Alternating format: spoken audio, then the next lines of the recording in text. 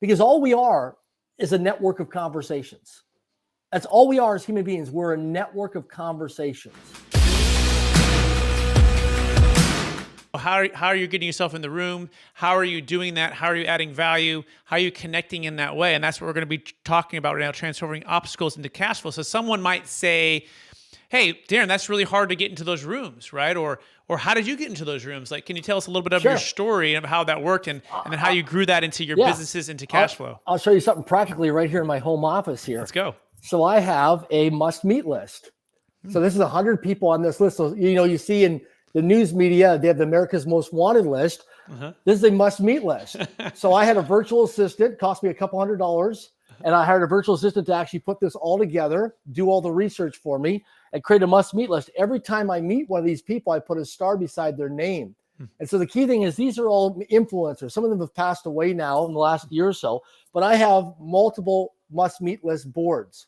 And so the key thing is your target is, who do you want to get access to? So who are you studying, who you're reading, who you're learning about, who's trending right now, who's influential, these men and women, and then how can you get access to them? So somebody that you respect and admire in your industry, or you see on media attention or on the internet, you're thinking, man, I'd love to meet with that person and have access to that person, because proximity is power. So what I do is I play a game, and it's a contact game, because networking is a contact sport. So what I do is I create my must-meet list, and if you want to see it, it's in the book. I actually have it in the back of the book here, the must-meet list in my book I created called Until I Become, to show people visually what it looks like. But the key thing is think about going forward, what's the ideal lifestyle that you want to live on your terms? Like when you see people out in public or on the internet or on the media, who are these people? And what if you get access to spend time with these people?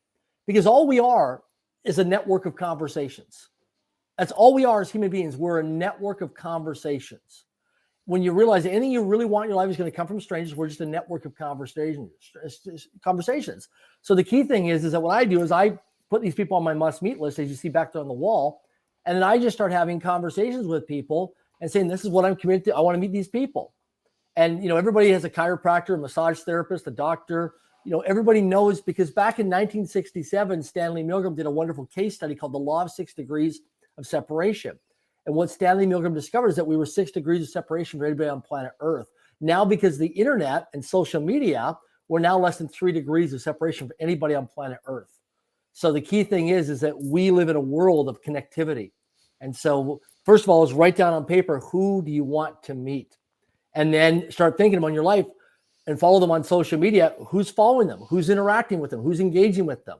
And you'd be amazed in a very short period of time. I take my iPhone and I put people's names in my phone who I've never met yet. And I play this game. And within 12 to 24 months, I start meeting these people, because the mindset is I'm acting as if I've already met them.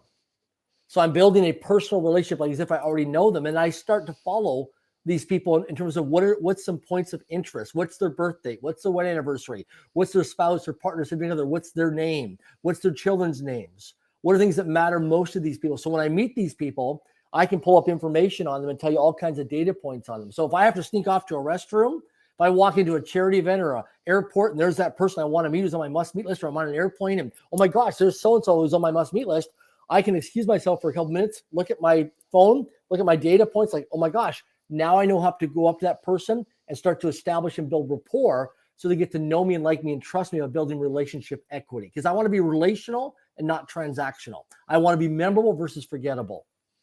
Amazing. So much wisdom there. And I want to think of, maybe we can bring this to life now, right? So Sure. You're identifying it. You're in a sense, creating a way to track that and to have some fun with it, creating like a game, right? And then you're studying and reading and learning about these folks, right? And they're inspiring you, but you're thinking, hey, look, if I can get in the room and I can build rapport and I can learn from somebody and I can connect with somebody, I'm going to level up my leadership. I'm going to level up my ability to make a difference in more people's lives. That's a fair summary so far, yes? Yes, absolutely.